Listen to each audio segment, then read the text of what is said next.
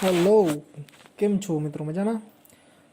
Now today we start practical number 1 chapter number 3. Chapter number 1 2 આપણે complete થઈ ગયા છે. ચેપ્ટર નંબર 3 ના બે પ્રેક્ટિકલ છે, આપણે કમ્પ્લીટ કરવાના છે. Now let's we start Synfig Studio. અને ટોટલી પ્રેક્ટિકલ છે, કેવી રીતે કરવાનું તમને સમજાવી દો. આનું એન્વાયરમેન્ટ આપણે સમજી ગયા છીએ, what is the environment. Okay, તો પહેલું છે move to circle in your screen. આપણે બેઝિક એનિમેશન એવું બનાવવાનું છે, આપણે એક સર્કલને મૂવ કરવાનું છે. તો ફર્સ્ટ ઓફ ઓલ અહીં આપણે આની પ્રોપર્ટી ચેન્જ કરવી હોય તો ક્યાંથી કરી શકશું? તો કેનવાસમાં જવાનું છે, એમાં પ્રોપર્ટીઝ ઉપર ક્લિક કરવાનું છે. એમાં અહીંયા ટાઈમમાં જશો એટલે બાય ડિફોલ્ટ આપણને ફ્રેમ્સ પર સેકન્ડ કેટલી આપે છે? 24. તમારે જેટલી ફ્રેમ્સ રાખવી. એનિમેશન અત્યારે સિંફી સ્ટુડિયોની અંદર બે રીતે કામ કરે છે, એક ફ્રેમ પર સેકન્ડ અને ફ્રેમ બંને ઉપર કરે છે. ઇટ મીન્સ કે એક સેકન્ડની અંદર કેટલી ફ્રેમ્સ હોય? 24 ફ્રેમ્સ હોય. આ આપણે યાદ રાખવાનું છે, બરાબર. Starting time 0f, it means 0f, f it means frame, બરાબર. અને એન્ડ ટાઈમ વોટ્સ 24 ને તમે સેકન્ડમાં કન્વર્ટ કરી નાખો, કારણ કે આપણને ખ્યાલ છે કે ભાઈ એક સેકન્ડની અંદર 24 હોય તો કેટલા સેકન્ડનું એનિમેશન હશે? 5નું, બરાબર છે. ઓકે, કાંઈ વાંધો નહીં.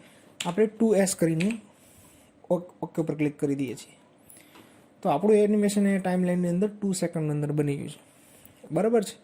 હવે late start. First of all you choose click on tool circle. આપણે એક સર્કલ ડ્રો કરશું સરસ મજાનું. આ સર્કલ ડ્રો કર્યા બાદ આપણે અહીંયા ટ્રાન્સફોર્મ ટૂલ લઈ લઈશું. ત્યારબાદ અહીંયા આને બરાબર સેટ કરી દઈશું સ્ક્રીનમાં. આપણો એમ શું છે? અહીંથી અહીંયા સુધીનો મૂવ કરાવવાનો છે, બરાબર છે. તો અહીંયા કલર પ્લેટની અંદર જઈને આપણે જે સારો કલર લાગતો હોય કલર પસંદ કરી લેવાનો. એ કલર પસંદ કરીને સાઇઝ તમારે જેવડી રાખવી હોય, જેટલું મૂવ કરાવવું હોય, જે રાખવું હોય તે રાખી દેવાનું, બરાબર. પછી તમારે આને મૂવ કરાવવાનું છે. તો અહીંયા તમારે સ્પેશિયલી જ્યારે પણ કોઈ પણ એનિમેશન સ્ટાર્ટ કરો એટલે મૂવ કરવા માટે તમારે અહીંયા જો નીચે આ જે છે એની નીચે એક્ઝેક્ટ આપણે એનિમેશન મોડ આપેલો છે, turn on animation editing mode. એની ઉપર જેવું તમે ક્લિક કરશો એટલે જો તમારાની ફરતે ઓટોમેટિકલી રાઉન્ડ શેપમાં જો રેડ લાઇન આવી ગઈ. ઇટ મીન્સ કે આપણું એનિમેશન મોડ સ્ટાર્ટ થયું છે. હવે આપણે કોઈ પણ ઓબ્જેક્ટને મૂવ કરશું તો એનું રેકોર્ડ થશે. તો ફર્સ્ટ પોઝિશન ઉપર હું છું. અહીંયા આપણે 0f લખાઈને આવશે, ક્યારેક 1s લખાઈને આવશે. અહીંથી આપણે જે પોઝિશન ઉપર જવું હોય એ પોઝિશન લખવાનું છે. માની લો કે મારે 24મી ફ્રેમ અથવા 12 નંબરની ફ્રેમ ઉપર જવું છે, તો અહીંથી ડાયરેક્ટલી હું એ ફ્રેમ ઉપર જમ્પ કરી શકું, તો ત્યાં જઈ શકું. અત્યારે હું બેઝિકલી આને જસ્ટ થોડુંક મૂવ કરાવું છું, બરાબર.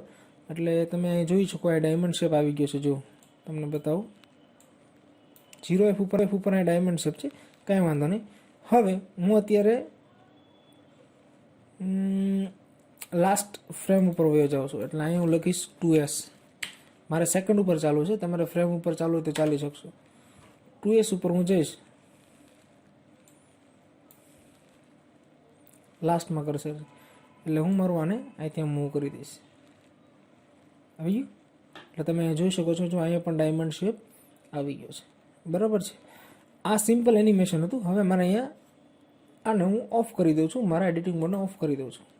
હવે હું પ્લે કરું છું, પણ પ્લે કરવા માટે મારી કી અહીં પહેલાં હોવી જોઈએ. પછી પ્લે કરું છું એટલે તમે જોઈ શકશો કે આ મૂવ થયું છે, બરાબર છે.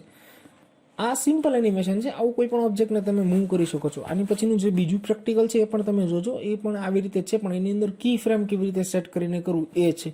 જ્યારે આની અંદર આપણે સિમ્પલી ડાયરેક્ટ શું કર્યું કે 0f ઉપર જઈને આપણે ડાયરેક્ટલી જમ્પ કર્યું, ડાયરેક્ટલી લાસ્ટમાં 2 સેકન્ડ ઉપર, એટલે થોડુંક અમથું ઓબ્જેક્ટને મૂવ કરી લીધું. જ્યારે ઓબ્જેક્ટને મૂવ કરો છો ત્યારે તમારે યાદ રાખવાનું છે તમારી પાસે ટ્રાન્સફોર્મેશન ટૂલ હોવું જોઈએ. ઘણીવાર વિદ્યાર્થીઓ ભૂલ કરતા હોય છે કે ટ્રાન્સફોર્મેશન ટૂલ લીધા વગર રાઉન્ડ સર્કલ લઈને કોઈ પણને મૂવ કરવાની ટ્રાય કરતા હોય તો એમ થઈ શકશે નહીં, બરાબર છે.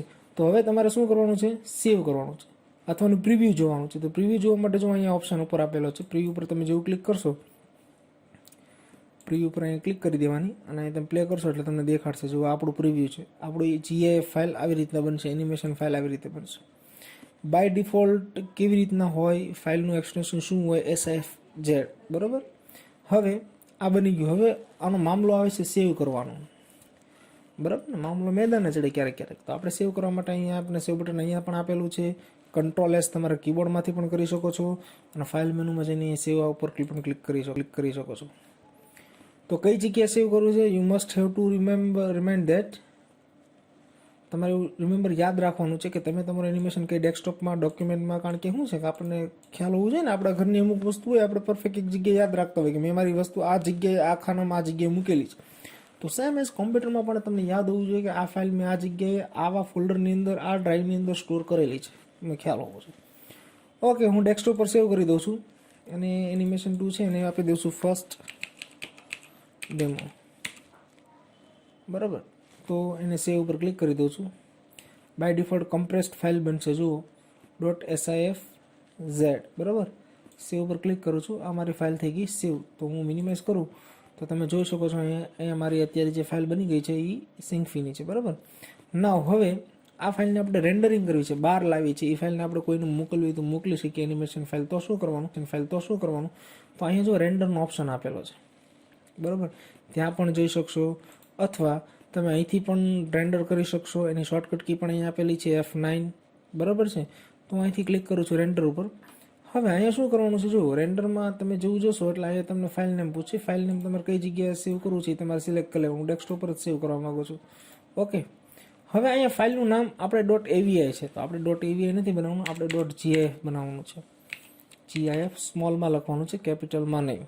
બરાબર, અને અહીંયા ઓટોની અંદર પણ તમારે gif કરવાનું છે. આ બધા જ ટાઈપ છે અલગ અલગ. તમારે શેની અંદર તમારું એનિમેશન ક્રિએટ કરવું છે, કઈ ફાઇલના કયા ફોલ્ડર, કયા ફોર્મેટમાં, તો એની માટે ફર્સ્ટ ઓફ ઓલ આપણે માત્ર ઓનલી ફોર gif રાખશું. બરાબર છે, gif લખીને રેન્ડર ઉપર ક્લિક કરી દઈશ. જેવી રેન્ડર ઉપર ક્લિક કરીશ એટલે અહીંયા જો રેન્ડરિંગ સ્ટાર્ટ થાય, પ્રોસેસિંગ આપણને દેખાડશે. જેવું થઈ જશે એટલે ઓટોમેટિકલી આપણે ડેસ્કટોપ ફાઇલ ક્રિએટ થઈ જશે. ડેસ્કટોપ પર ક્રિએટ થઈ. ઓકે, ના આને મિનિમાઇઝ કરી દઉં છું તો તમે જોઈ શકશો ફર્સ્ટ ડેમો નામની ફાઇલ બની ગઈ છે. ડબલ ક્લિક કરું છું. મે બી એવું બની શકશે કેટલા લોકોને ઓપન નહીં થાય, ઓપન થશે પણ આપણું જે સર્કલ છે મૂવ નહીં કરતું હોય, તો એને વેબ બ્રાઉઝરની અંદર ઓપન કરજો. કોઈ પણ ગૂગલ ક્રોમ છે કે કોઈ પણ અંદર તમે GF ફાઇલ ઓપન કરશો તો ઓટોમેટિકલી મૂવ કરતું દેખાડશે. જો મારામાં બ્રાઉઝરમાં સપોર્ટ કરે છે, તમારે સપોર્ટ કરતું હોય ન કરતું હોય તમારી ઉપર ડિપેન્ડ છે. બરાબર છે, તો આ સિમ્પલ પહેલું પ્રેક્ટિકલ હતું.